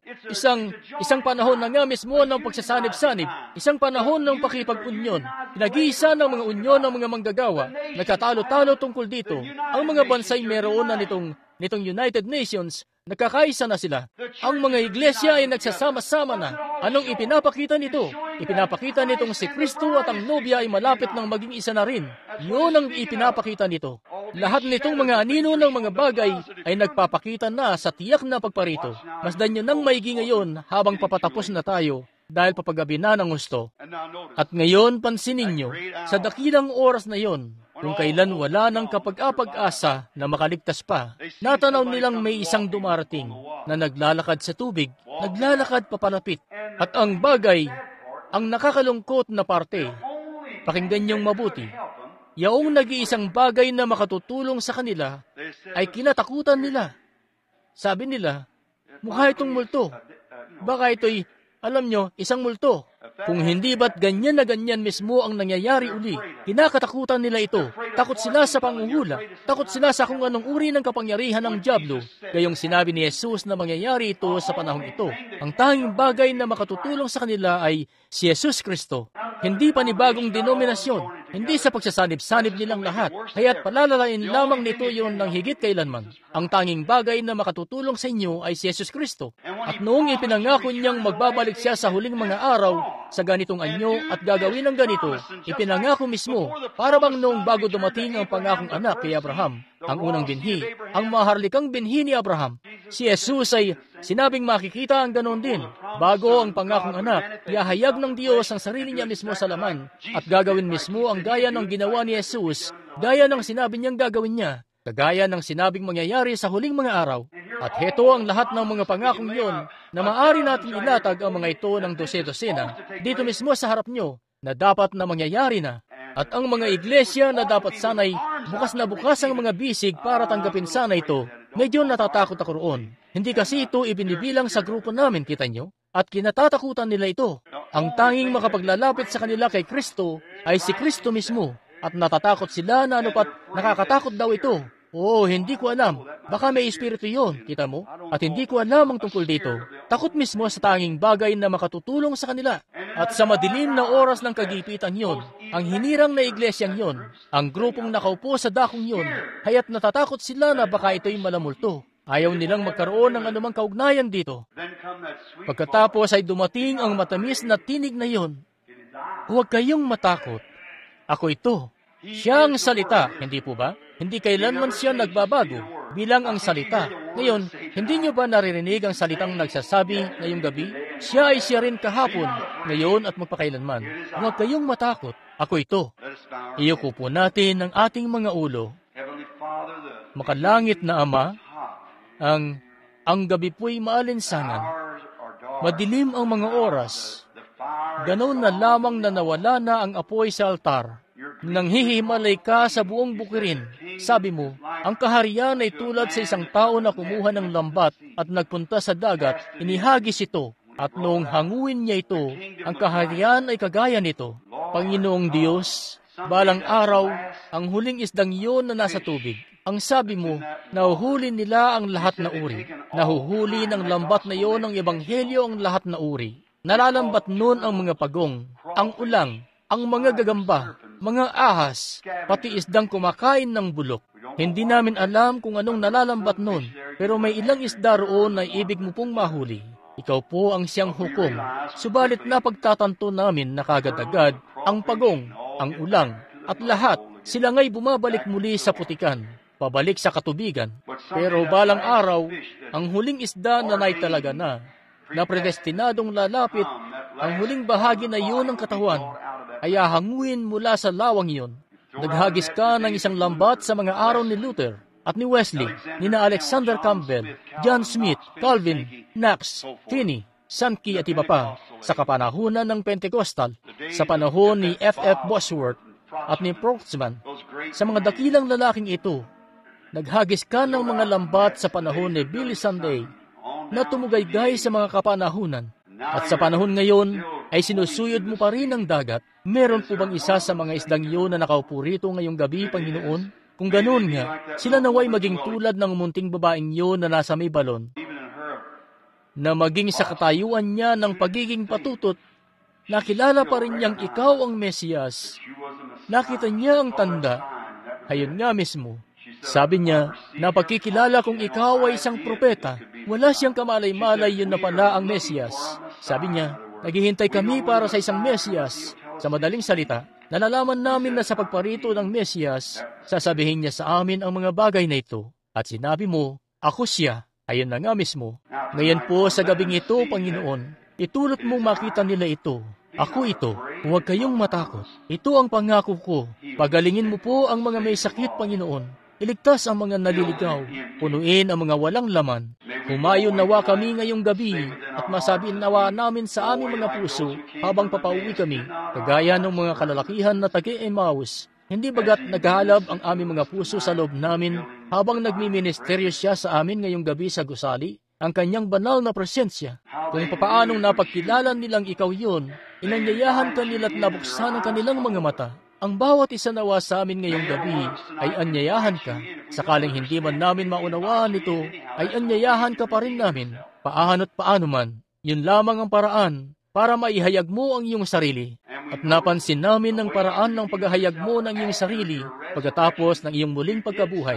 Gumawa ka ng isang bagay sa parehong pamamaraan na ginawa mo bago ang pagkakapako mo noon sa krus. Ngayon, pumarito ka po ngayong gabi, Panginoon. Sinabi mong ikaw ay siya rin kahapon, ngayon at magpakailanman. Iyo pong gawin muli para sa amin ang gaya ng ginawa mo sa mga araw na tumayo ka rito sa laman, sa lupa. Uuwi po kami na magaan ang puso gaya ng mga lalaking iyon. Sa pangalan ni Jesus ay aming idinadalangin. Amen. Ngayon, sa gawain ngayong gabi, alam ko pong grabing init at meron pa tayong 20 minuto para makalabas sa takdang oras. Ako'y hindi ko mapipigilan o mahadlangan ang mga bagay na ginagawa ko. Pinakikilos ako ng kung ano noon pa man sa buong buhay ko at ito'y palaging tama. Hindi pa ito nagsabi sa akin ng kahit ano, kundi kung anong nasa Biblia mismo. Hindi ko ito mapipigilan. Wala akong magagawang anuman tungkol dito. Sadyang ginagawa lamang nito ano't anuman. At natitiyak ko, kung ako'y tatalima, may isang tao na nangangailangan nito at ako'y magiging matapat. At sa araw na yon, ibig kong gaya ng sinabi ng dakilang San Pablo, walang dugo ng tao ang nasa aking kamay. Ang nais ko'y sabihin sa inyo ang katotohanan. Hindi gaya na ako'y haya't mahal ko kayo. At kung meron kayong maliit na anak na lalaki, ngayon bulayin niyo ito, ginang, na sinaway ko kanina. Kayong mga kapatid na babaeng may maiksing buhok at mga bagay-bagay, kung may maliit kayong anak na lalaking nasa gitna ng lansangan, at sinabi mo, Junior, mahal, mabuti pa't pumasok ka na, mahal. Baka, di ko lang alam, baka ayos lang kung iiwasan ka ng mga sasakyan dyan. Hindi mo mahal ang batang yun. Siya nga, ang gagawin mo'y lalabas ka roon at hahatakin mo at kukurutin kahit matalok pa ang balat nito o mariin mong papapasukin siya. Siya nga, mahal mo kasi siya. Ganoon ang ebanghelyo. Mahal kayo ng Diyos. At ang kanyang mga iniibig, kanyang dinidisiplina at sinasaway ang bawat anak na lumalapit sa kanya. Kung hindi kayo makatiis sa pagdidisiplina, aalis kayo at magagalit tungkol dito. Kung ganoon, ilehitimong mga anak kayo. Hindi kayo mga anak ng Diyos. Kaya tandaan nyo lamang, ganyan nga mismo ang kasulatan. Ngayong isang salita lang mula sa kanya, isang salita lang ay masigit kaysa sa masasabi ko ng 1,000,000 man na habang buhay. Siya kasi ito, batid natin ang pangako niya. Alam natin ang pinangako niyang gagawin. Ngayon, hindi ko alam kung mangyari bang gagawin natin mula sa... Namigay ba siya ng mga card uli? Namigay ka ba ng mga card ngayong araw? Ano uli yon? Jay? Sige. Para makatipid sa oras, mag-umpisa tayo sa bilang isa. Ngayon, nasa iba't ibang dako siguro sila ng gusali. Jay, bilang isa. At ngayon, meron tayong ilang nakakalat. Nagsimula tayo minsan mula sa isang ito, paunti-unti, minsan pabalik-balik at sa paikot. Pero may ilan na nakakalat sa banda rito.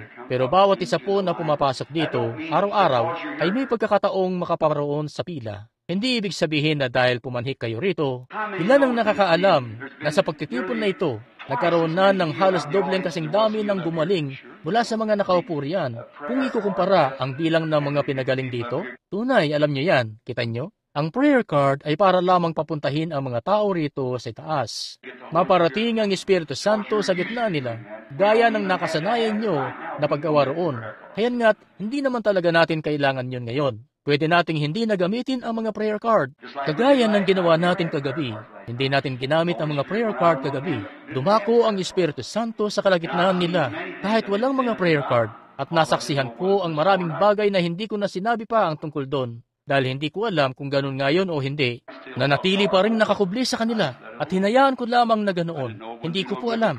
Wala namang may dudulot na kapakinabangan kung sasabihin ko ang mga yon. Kaya't anumang sabihin niya ay tama. Kaya pakinggan nyo kung ano mismo ang sinasabi niya. Ngayon, Jay ba ang sabi nyo? Jay bilang isa? Jay bilang isa. Sino po ang may hawak ng prayer card, Jay? Itaas nyo ang inyong kamay. Baka nagkamali ka, iho. Baka may, pasensya na. Doon pala sa pinakalikod, sa may pader. Umakit ka rito, Binibini. Ibinababalang nila ang mga card na ito ngayon nung binata. Ni kapatid na Borders o ni Billy, isa sa kanila. Kung minsan, dalawa sila. Pinaghahalo-halo nila ang mga card na ito sa harap nyo. At saka ibibigay sa inyo ang card nyo kung ano ang gusto nyo. Hindi natin alam na kanilang maaaring makuha ng isang ito ang bilang 5 at makukuha ng isang iyon ang bilang 7 naman. Tapos ang isang ito ay bilang 15 ang makukuha. At yung isang iyon ay bilang 75 at hindi namin alam. At pagkatapos, heto, kapag dumarating ako, ayan nga ako, kung saan maramdaman ng puso ko, yun ang tinatawag ko saan man yon. Ayan nga ako, kung sasabihin ko, kung minsan ay binibilang ko kung ilan ang nasa isang hilera na ito. Tapos sinahati ko ito sa bilang ng nasa hilerang ito at makukuha ko kung anong bilang. Kita nyo? At mangyari na kung hindi naman, ayan nga, akin lamang kung ano mismo ang unang pumasok sa isip ko, yun ang tinatawag ko. Bilang 1, J bilang 2, bilang 2, bilang 3, bilang 4, bilang 5, bilang 6, 7, 8, 9, 10. Siget, palapitin nyo sila. Kita nyo? 1, 2, 3, 4, 5, 6, 7, 8, 9, 10. Mainam. Dito po ang daan. Duman kayo sa may... Sandali. Nagpunta yung isa sa kabila. Ako'y 1, 2, 3, 4, 5, 6, 7, 8, 9. Sige, tama. Ngayon heto, narito na. 10. Bueno. 11, 12, 13, 14, 15. 5 ang nadagdag. 1, 2, 3, 4, 5. Mabuti. Sige't mabuti. 16, 17, 18, 19, 20. 1, 2, 3, 4. 16, 17, 18, 19, 20. 1, 2, 3, 4, 4 lang ang nakikita ko. 20. Sumagot na ba ang 20? Sige, ngayon, ayaw nating marami masyado ang nakatayo ng sabay-sabay. Ngayon, kapag matapos natin ang mga ito at maaga-aga pa, magtatawag tayo ng iba pa. Hindi na siguro tayo tatawag, marahil tayo po'y subukan nating dagdagan ng ilan pa. Subukan natin ng 5 pa, 21 hanggang 25. Sa mga J, patayuin po sila kung maaari. 21 hanggang 25. 1, 2, 3, doon sa likod. 4, 1, 2, 3, 4. Sige't 5 na yan. Sige, ngayon, huminto na tayo riyan. Mayroong 25 sa pila at sila'y pumupila na sa ibaba rito. Ngayon, may hihilingin lang ako sa inyong pabor. Maaari nyo bang ituon sa akin ang buo nyong atensyon?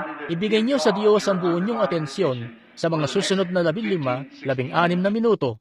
Maaari nyo bang gawin yon? At maaari nyo bang gawin ito? Buksan ang inyong puso. Ngayon, tandaan nyo ang sinabi ko. Huwag nyo itong hayaang lampas-lampasan lang sa likod nyo, tulad ng tubig na dumadaos-dos lang sa likod ng pato. Gaya nga ng sabi ng matandang kasabihan, huwag nyong gawin yon. Kaya't isaalang-alang nyo ito. Kung may sasabihin ako sa inyo na anumang bagay na wala sa kasulatan, at isang pangako para sa oras na ito, tungkulin nyo na makipagkita sa tagapamahala ng gawain at pumunta't sabihan ako tungkol dito.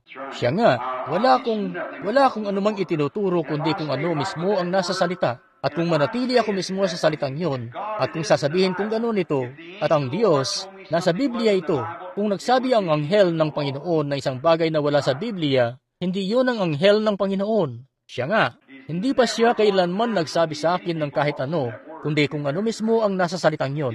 At kayo mismo ay saksi nito sa akin. Wala pa siyang sinabing isa man mula sa daan-daang libo at libo-libo at sa mga lengguwahe man sa buong mundo. Ni minsan ay may nasabi siya na anumang mali kailanman o nakapagsabi ng anuman na hindi natupad. Makinig kayo. Tanungin niyo ang tagapamahala ng gawain at sila rito. Itong nakikita niyong lahat dito ay bahagyang bahagi lamang. Tama ba mga kapatid? Ayan nga doon sa labas at doon sa mga pribadong buhay kung saan sinasabi niya, pumunta ka sa ganitong lugar at tingnan mo ito at ganito ang mangyayari at sabihin mo ang ganito rito sa dako rito. Ganon mismo ng tuloy-tuloy sa tuwi-tuwi na, kita nyo? Taon-taon. Ang nakikita lamang ng mga dumadalo rito at nakikinig ay ang maliliit na bagay lang. Pero ngayon, kung kayo po'y magpipitagan, ngayon, ang lahat ba ng nasa pilang ito ng pananalangin na nakatayo rito ay mga estranghero sa akin? Itas niyo ang inyong mga kamay kung kayo nga. Sige, ilan sa mga nariyan ang nakakalam na wala akong nalalaman na anuman tungkol sa inyo? Itaas ang inyong kamay. Ngayon, habang salamat, hindi ko alintana kung nasaan man kayo nakapwesto. Kung nariyan man kayo sa balkonahe, sa likod yan na nakasandal sa pader, sa may dako rito, saan man kayo, gagawin kong ngayon, para ito sa ikabubuti nyo, para ito sa kapakinabangan nyo. Kita nyo? Para ito sa kapakinabangan nyo. Ang akala ko'y yun ang munti kong apong lalaki na nakipag-usap sa akin noon. Pero hindi pala. Meron akong maliit na apong lalaki sa kung saan diyan. Ngayong gabi, halos sinlaki niya ang bata at tinakala kong yun si Munting Paul. Palagi niya kasing sinasabi na pupunta siya, tatayo sa entablado, mangangaral para sa akin, at halos wala pa siyang 2 taong gulang. Sa palagay ko hinahanap ng maliit na batang iyon ng nanay niya. Kaya pakaisipin niyo lang, sinisikap ko pong tulungan kayo. Ako, alam yan ng Diyos. Sinisikap kong tulungan kayo. Kita nyo? Ngayon tingnan nyo. Gusto kong makamit nyo ang benepisyo kung siya'y paparito nga sa kalagitnaan natin. Ngayon isipin nyo ito. Ang persona ni Jesus Kristo na gumagawa sa laman na gaya ng ipinangako niya na gagawin niya sa wakas. Ilan ang nakakaalam na ipinangako niya ito? Kung papaano nga mismo ang nangyari noon sa Sodoma, noong yaong anghel na ang kanyang likod ay nakatalikod, at yun po ang Diyos. Naniniwala ba kayong yun nga ang Diyos? Ilan ang naniniwalang yun nga ang Diyos? Tunay, yun nga. Sinabi mismo ng Biblia na yun nga siya. At siya, si Jesus ay tinukoy yun. Ngayon pansinin. Ngayon, sa inyo po riyan na walang prayer card, gusto kong gawin nyo ang isang bagay para sa akin. Nasaan man kayo. Ngayon tandaan nyo, ang mga bagay na ito, ang tabayanan nyo kapag sinabi nito sa inyo na kayo'y pinagaling na o kung ano ang sasabihin nito sa inyo na gawin. Antabayanan niyo kung ano ang sasabihin nito. Kung ano mismo ang sadyang sabihin nito sa inyo, yun ay para palakasin ang pananampalataya niyo. At pagkatapos, kapag umabot ang inyong pananampalataya sa isang antas, umabot lamang kayo at tanggapin ng Diyos. Hindi po ako ito. Hayan nga, nabatid yan ng Amang Makalangit. Tunitingnan ko ang pilang ito rito. Wala akong nakikitang isamang tao na kakilala ko.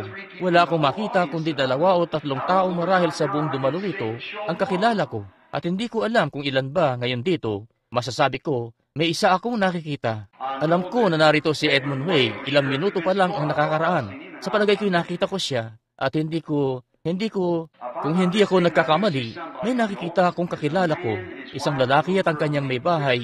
At isang munting batang babae na nagngangalang Fritz Singer na taga roon sa Ohio. Yun nga ba? Ikaw nga ba, Sikap, ang kapatid na Fritz Singer na yon? Nakaupo ka sa parang maliit na paikot dyan. Hayan po, sina kapatid na lalaki at kapatid na babaeng Fritz Singer na mga taga Ohio, mga kaibigan ko. At maliban doon, nakaupo sa dako yan, isa namang nakikita ko sa gilid dito, ang isang matandang lalaking mag-72 taong gulang na. Ang pangalan po niya ay William Dow.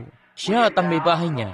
Ang may bahay po niya ay isang nurse. Si William Dow na taga Ohio, isa siyang malapit kong kaibigan. Kamakailan lamang, nakaranas siya, 71 taong gulang na siya noon. Nakaranas siya ng ganap na pagpalya ng puso, atake sa puso, at tinawagan ako ng may bahay niya para pumunta agad. Naghihingalo na siya mismo noon at isa nga siya sa pinakamatalik kong kaibigan. Habang nasa daan ako papunta sa kanya, nag-aalala ako at huminto ako at ang isa sa mga gulong ko ay nawala sa pagkakapantay at talagang tinatastas noon ang gulong ko na magpira-piraso. At nagpunta ako sa isang gasolinahan ng Texaco, nagpagas at lumitaw sila. Inaaninag ko yun. At tumuon ako at nakinita ko si kapatid na Daw na naglalakad sa simbahan ko. Kinakamayan ako, sabi ko, purihin ng Panginoon. At tumingin ako sa gawin naman dito at heto na siyang naglalakad sa kalye. At kinamayan ako, kaya't pinuntahan ko na siya. Nakita ko ang kanyang doktor, isang bata-bata pang Hudyo o nasa edad medya na, lalaking Hudyo. At sabi ko, kumusta naman po siya, doktor? Sabi, wala na siyang pag-asa pa para lumaban. Sabi, ipinasok na siya mismo roon sa kulambo ng oxygen. Sabi, mamamatay na siya roon. Sabi ng doktor, alalahanin mo, 71 taong gulang na siya. Sabi ko, siya nga po, Ginoo. Sabi, grabe yung naging pagpalya ng puso niya. Wala nang magagawa pa. Sabi, panahon na para yumao siya. At sabi ko, ganan po ba? Pero hindi pa siya yayao. Siya nga. Pumasok ako. Inilagay ko ang kamay ko sa ilalim ng kulambo. Sabi ko, kapatid na Daw, naririnig mo ba ako? Tiningala niya ako. Ngayon, ang totoo po, nabaybay ng pangalan niya, isa po kasi siyang Aleman, D-A-U-G-H, at binibigkas ko lamang yon ng Daw. Kita nyo? At inilagay ko ang kamay ko sa ilalim ng kulambo. At sabi ko, naririnig mo ba ako, kapatid na Daw? Sabi niya, oo. Sabi ko, hindi ka pa yayao. Nakinita ko na hindi ka pa yayao. 1 linggo magmula noon, kaya't nakatayo mismo sa simbahan ko, naparating at naglalakad sa simbahan, kundi si kapatid na Daw. Iniwan ko ang pagtitipon at tumawid sa ilog, papunta sa isang kafeterya para kumain. At pagbaba ko ng kotse at naglalakad sa kalye, heto't dumarating si kapatid na Daw na handang makipagkamay. Hindi nabibigo ang mga pangitaing yon. At ang lalaking yon na 71 taong gulang at nakasubaybay sa bawat pagtitipon, makarating maging sa California. Maaari mo bang itaas lamang ang kamay mo, kapatid na Daw, na nakaupo riyan, para makita ng mga tao kung ano mismo ang tunay na sundalo ngayon? Heto, nakaupo mismo rito, kita nyo? 71 taong gulang at nakasubaybay pa sa bawat pagtitipon. Kapag nasa tabernakulo ako, bumibiyahe siya ng daan-daang milya araw-araw para mapakinggan akong mangaral ng maiksing sermon. Tapos babalik. It shall be light in the evening time. Diyos, magliliwanag sa oras ng gabi. Sabi ko, nung isang araw nakausap ko siya, sabi ko, anong magagawa ko para sa iyo, kapatid na Daw? Isang kahilingan lang, kapatid na Branham. Pagparito niya, ibig kong makasama sa kanya. Sabi, huwag kang mag-alala, sigurado na yan. Tiyak, ngayon, pumasok na yung tao, nabautismuhan na. O, pumasok at tinanggap ang bautismo ng Espiritu Santo at lahat, sabihang isang kahangahangang lingkod ni Kristo. Ngayon, ihilingin ko sa lahat na magpitagan ng lubos. Tumingin kayo sa gawing ito at manalangin. Ngayon, ilan sa mga tagapagturo rito ang nakakaalam na siya ang dakilang saserdote ngayon mismo na nahihipot na ahabag sa ating mga kahinaan? Bueno, kung siya ay siya rin kahapon, ngayon at magpakailanman, at siya pa rin dakilang saserdote, kikilos siya sa ganon pa ring paraan. Ang tangit siya, ang katawan niya ay nasa luklukan ng Diyos. Ilan ang nakakaalam nun? Ang katawan ni Jesus ay nasa luklukan ng Diyos. Pero ginagamit niya ang katawan natin upang sa pamamagitan nito ay mahayag niya ang kanyang sarili. Katulad lamang ng ipinangako niyang gagawin. Gagawin din niyo ang mga gawang aking ginagawa. Ihilingin ko sa inyo na maupo ng taimtim, magpitagan, magmasid, manalangin. Ngayon, makalangit na Ama, sinikap ko pong maging magpitagan ayon sa nakakaya kong gawin. Ukol dito. Ngayon, isa lamang salitang manggaling sa iyo ngayon, Panginoon, at nawa ang marahan at munting tinig ay bumaba sa mga tagapakinig dito at magsabi, ako ito, huwag kayong matakot, iyo pong ipagkaloob ito, Ama. At inilalagak ko ang aking sarili sa iyo, kalakip ng mensaheng na ipangaral ngayong gabi, kalakip ng iyong salita na iyong patutunayan. Hindi mo naman po kailangang gawin yun, subalit kung iyo pong gagawin yun, o kung iyo ngang gawin ito, kaya't dahil nga sa pinangako mo ito, dalangin ko po na iyong ipagkakalob ito sa pangalan ni Jesus. Amen. At ang bawat isa po'y magpitagan ng mainam, sadyang tunay na magpitagan po. Kumusta ka? Ngayon, bibigyan ko kayo ng kasulatan habang nagpapatuloy tayo. Kung gagawin ng Panginoon, hindi ko alam. Subalit para lang, at kanina pa ako nangangaral ng gaya noon, kita nyo? Isa pong uri yun ng pahid. Isa naman itong panibagong uri ng pahid. Iyan po'y pagpapala lamang. Ito, sadyang isang bagay. Sadyang inuhugot mismo ang buhay ko mula sa inyo. Ngayon, nakatayo rito ang binibini. Hindi ko pa siya nakikita sa buong buhay ko. Estranghero ba tayo sa isa't isa? Sa paniwala ko'y, ang sabi mo kanina, ay hindi kita kakilala. Kilala ka ng Diyos. Kilala niya ako. Alam mo ba kung ano ang dahilan ng pagkakatayo natin dito ngayon? Kinakailangan nating managot dahil dito sa araw ng paghatol. Batid mo ba yon? Alam mo ba na itong ginagawa natin ngayon? Pananagutin tayo ng Diyos dahil dito pagdating doon sa itaas? Sinabi ko lamang ito para sa isang layunin. Ngayon, kung yahayag ng Panginoong Yesus sa akin, kung anong ginagawa mo, kung anong nasa isip mo, o bagay na ganoon, sasampalatayanan mo ba ito? Kinakailangan mong sampalatayanan yun, hindi ba? Sasampalatayanan nyo ba yun, kayo riyan na mga nakikinig? Ngayon, nakatayo tayo ng sadyang katulad ng babae roon sa may balon at ng Panginoon natin, isang lalaki at isang babaeng nagtagpo sa una nilang pagkakataon. Kita nyo, heto kami, nakita sa nasa ika-4 na kabanata tayo ng San Juan.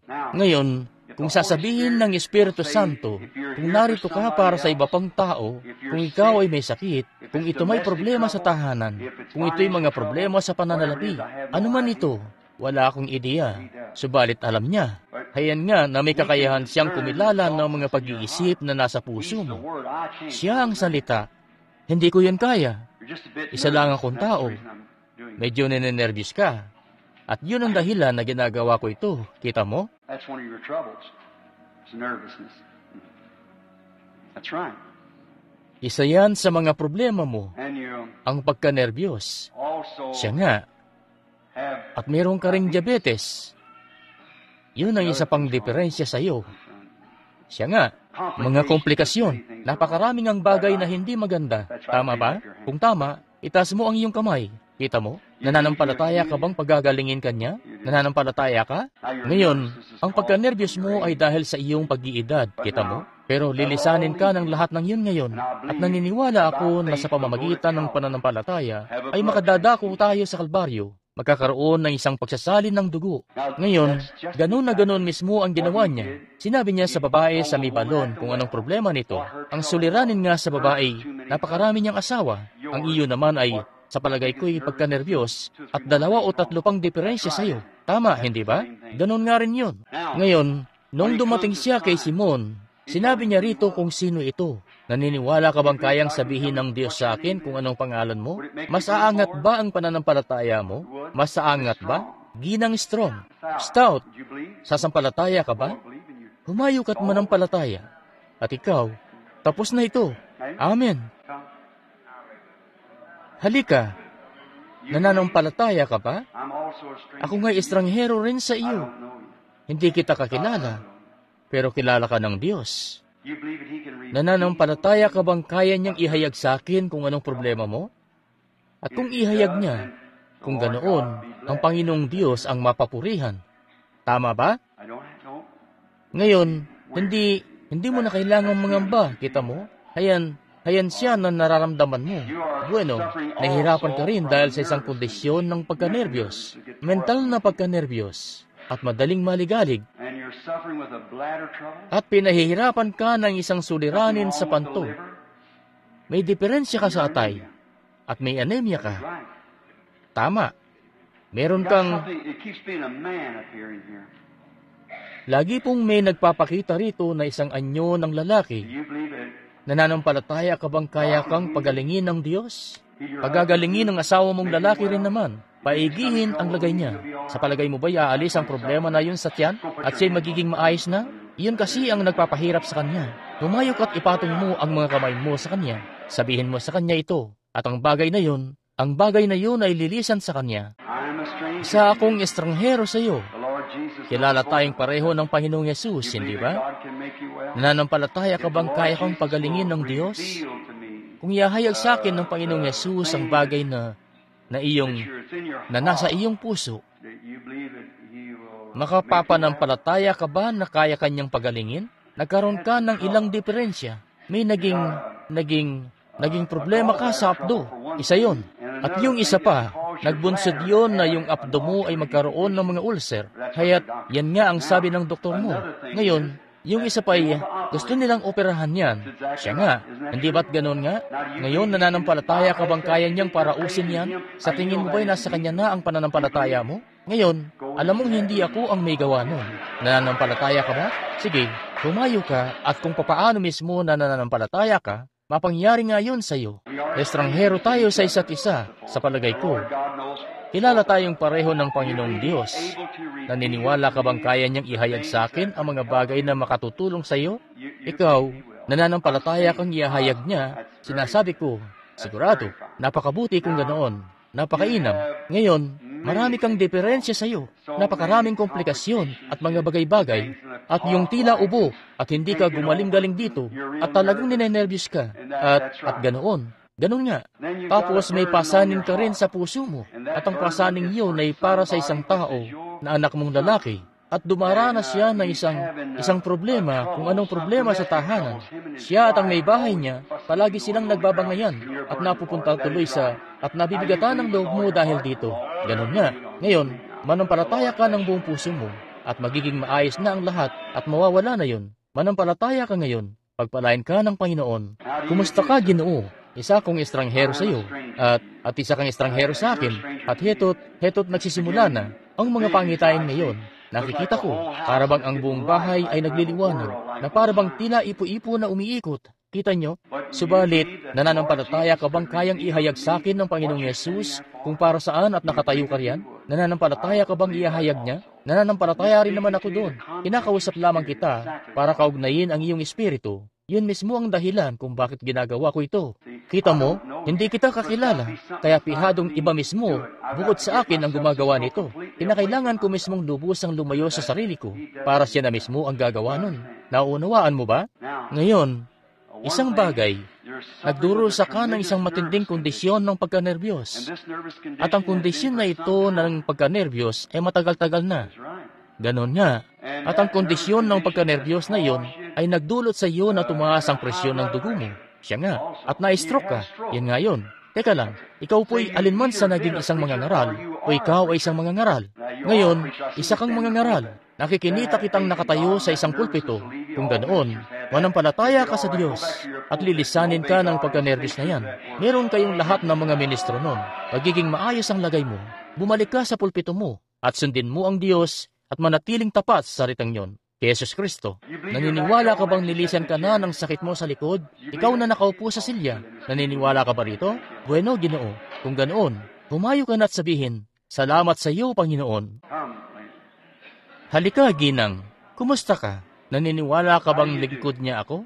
Sige, nananampalataya ka ba na ang suliranin na yan na pambabae, sakit na yan na pambabae ay lilisanin ka na? Nananampalataya ka ba? Kung ganoon, humayo ka na't sabihin, salamat sa iyo, Panginoon. Sakit sa bato, sakit sa likod, sa iyong likuran. Nananampalataya ka bang pagagalingin ka ng Diyos at pabubutihin ka mula riyan? Nananampalataya ka bang pagagalingin ka niya? Sige, Iuwi mo na ang iyong... Come, lady. Halika, Bini-Bini. Isa akong estranghero sa iyo. Kung hindi ako nagsabi ng kahit ano sa iyo, sa anumang paraan, mananampalataya ka bang ang presensya ng Diyos ay narito upang magpagaling sa mga may sakit? Mananampalataya ka? Bueno, kung ganoon, yung sakit mo sa tiyan, nasabi ko na sa iyo, makikita mo, wala na ito, wala na ito. Sinabi ko mismo sa iyo, kita mo? Kumusta ka, Ginoo? Nananahan ng Diyos sa puso, at ang puso mo ay halatang halata kanina na di mabuti ang lagay. Nananampalataya ka ba na ayusin niya ito? Humayo ka na sa iyong daan, at sampalatayanan mo ito. Pagpalain ka ng Diyos, manampalataya ka, kanya ito nga ayusin. Ninenervyos ka, nagdulot yun sa iyo na magkasakit sa tiyan, isang peptic ulcer. Ang laking abala nun sa iyo kapag natatapos kang kumain. Nananampalataya ka bang wala na ito ng lubos ngayon? Humayo ka't kumuha ka para sa sarili mo ng makakain. Medyo mahirap para sa iyo ang bumangon. Inaabala ka ng husto ng likod mo. Hindi ka naabalahin pa nito. Kung sasampalatayanan mo ito, sasampalataya ka ba? Bueno, humayo ka at naway lubusan ka ng pagalingin ng Panginoong Yesus. Ano ang labis mong ikinanenervyos? Humayo ka lamang sabihin, hindi na ako nenervyusin pa, at hindi ka nanenervyusin. Humayo ka at manampalataya. Sige, Ginoo. Halika, Ginang. Ngayon, yung babaeng taga-Ethiopia at lalaking puti, ganyan na ganyan mismo ang nakita noong panahon na yon ni Jesus. Mayroong segregasyon sila noon gaya nung meron dito sa timog noon. Pero wala na tayo noon ngayon. Ipinabatid sa kanila ni Jesus na ang lahat ng mga tao'y bayan ng Diyos. Walang pagkakaiba, kita nyo? Kung ang isang tao man ay Hudyo o Samaritano. Ngayon, kung hindi ka tutulungan ng Diyos, hindi magtatagal at lulumpuhin ka ng arthritis na yan. Pero naniniwala ka bang tutulungan ka niya? Pagagalingin ka? Kung papaano mismo ang ginawa ng babae noon. Humayo ka sa daan mo at ipamalita mo sa mga kamag-anak mo kung anong mga dakilang bagay ang ginawa ng Diyos para sa iyo. Sige. Ngayon, may isang taga-opera na nakahanda na ang kutsilyo niya para mag-opera. Just a moment. It wasn't this woman. Sandali po lamang. Hindi yun ang babaeng ito. Just a moment. Everybody reverent now. Is Satan tried to do something? Ngayon, sandali lang. Ang bawat isa'y magpitagan ngayon. Si Satanas po'y may binabalak siyang gawin. There it is. Heto na yun. Tumor. Tumor. Both of you. Tumor. Kayong dalawa. Try. Tama. May tumor ka. May tumor rin siya. At sumisigaw ng saklolo ang diablong yun doon sa isa't isa. Subalit sumisigaw ang Espiritu Santo rin naman. Sinong paniniwalaan mo? Siya? Sige. Tumayo ka mula sa kinararatayan mong yan, Bini-Bini. Bumangon ka mula riyan sa kinararatayan mo. Tumayo ka mula riyan at manampalataya. Humayo ka. Sampalatayanan mo siya ngayon. Amen. Sumasampalataya ka ba? Ang lahat ng bagay ay ipangyayari. Sumasampalataya ka ba? Kayo riyan sa mga upuan. Tumayo tayo ngayon din. Itong oras na ito mismo ang tamang oras para gawin ito. Sigit ang bawat tao. Pagpalain kayo ng Diyos. Ang bawat isa po'y tumayo lang ngayon. Papurihan niyo ang Diyos. Itaas niyo ang inyong mga kamay. Thank you, Lord Jesus. We praise you for your greatness and your healing. Salamat sa iyo, Panginoong Yesus. Pinupuri ka namin dahil sa iyong kadakilaan at dahil sa pagpapagaling mo para sa mga may sakit.